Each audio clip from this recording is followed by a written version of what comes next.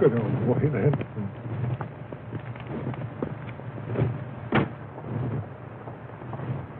Let's see, now, I've got to speak one or two words, and just to try my voice, I understand.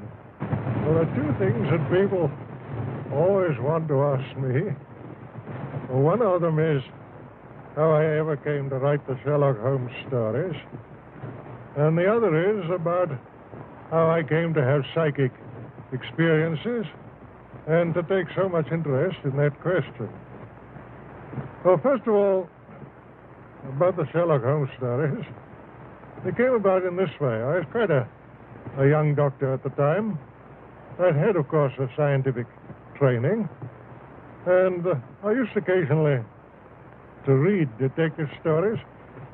It always annoyed me how in the old-fashioned detective story, the detective always seemed to get at his results either by some sort of lucky chance or a fluke, or else it was quite unexplained how he got there. He got there, but he never gave an explanation how. Well, that didn't seem to me quite playing the game. It seemed to me that he's bound to give his reasons why he came to his conclusions. Well, once I began to think about this, I began to think of turning scientific methods, as it were, onto the work of detection. And I used, as a student, to have an old professor, his name was Bell, who was extraordinarily quick at deductive work. He would look at the patient, he would hardly allow the patient to open his mouth, but he would make his diagnosis of the disease and also very often of the patient's nationality and occupation and other points entirely by his power of observation. So naturally I thought to myself, well, if a scientific man like Bell was to come into the detective business, he wouldn't do these things by chance. He'd get the thing by building it up scientifically. So, having once conceived that line of thought, you can well imagine that I had, as it were, a new idea of the detective, and one which it interested me to work out. I thought of 100 little dodges, as you may say, 100 little touches by which he could build up his conclusions, and then I began to write stories on those lines.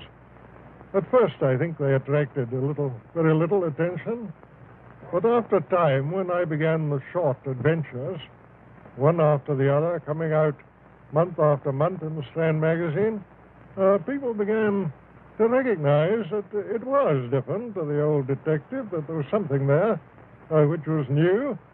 They began to buy the magazine, and it prospered, and so I may say did I. We both came along together, and from that time, Sherlock Holmes fairly took root.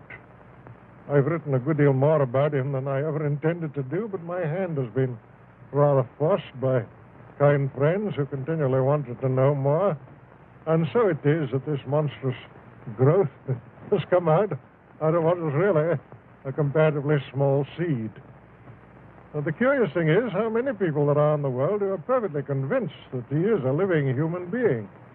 I get letters addressed to him, and I get letters asking for his autograph, get letters addressed to his rather stupid friend, Watson. I've even had ladies writing to say that they'd be very glad to act as his housekeeper. One of them, when she heard that he had turned to the occupation of keeping bees, wrote saying that she was an expert at segregating the queen, whatever that may mean, and that she was evidently predestined to be the housekeeper of Sherlock Holmes.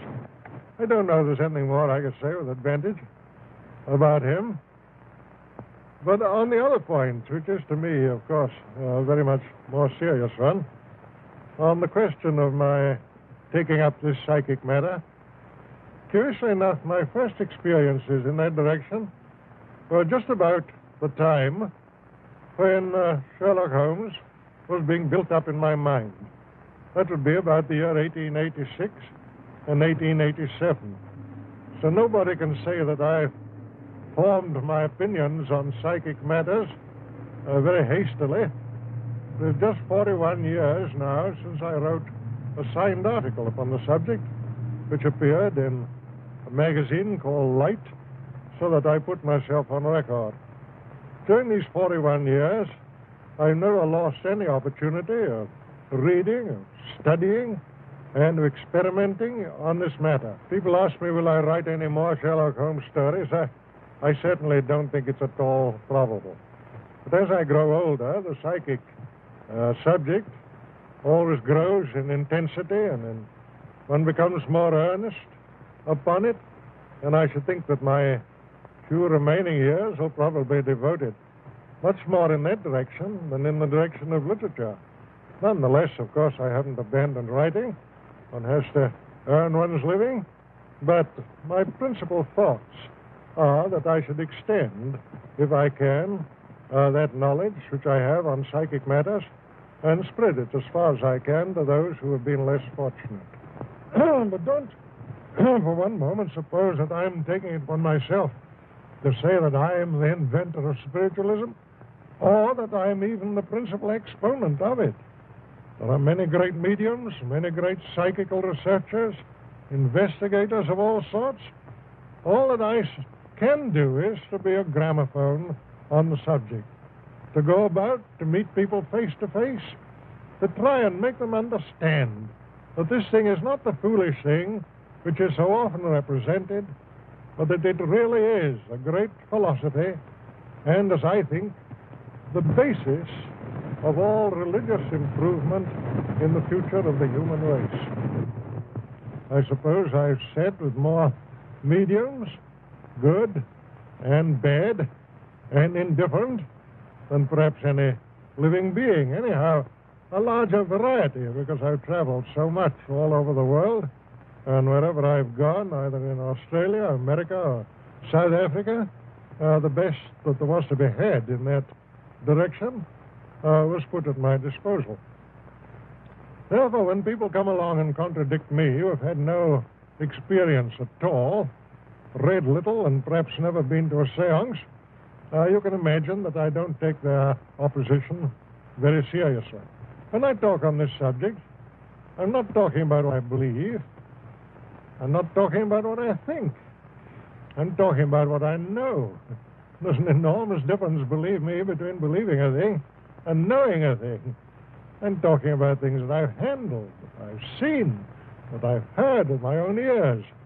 And always, mind you, in the presence of witnesses. I never risk hallucination. I usually, in most of my experiments, have had 6, 8, or 10 witnesses, all of whom have seen and heard the same things that I have done.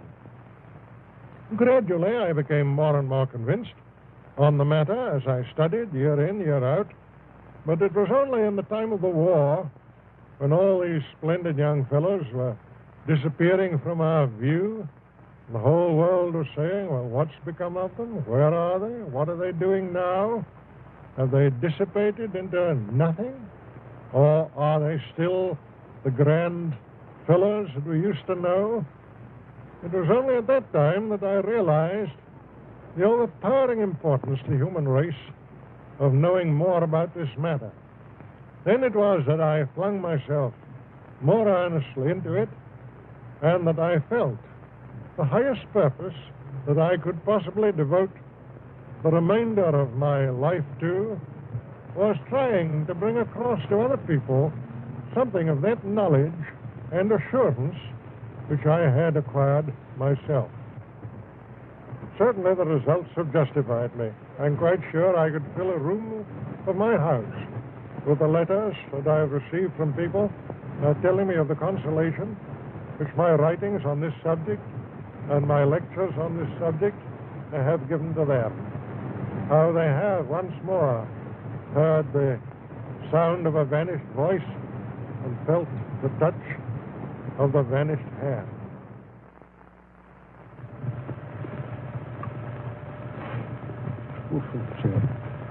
Well, goodbye. Come along.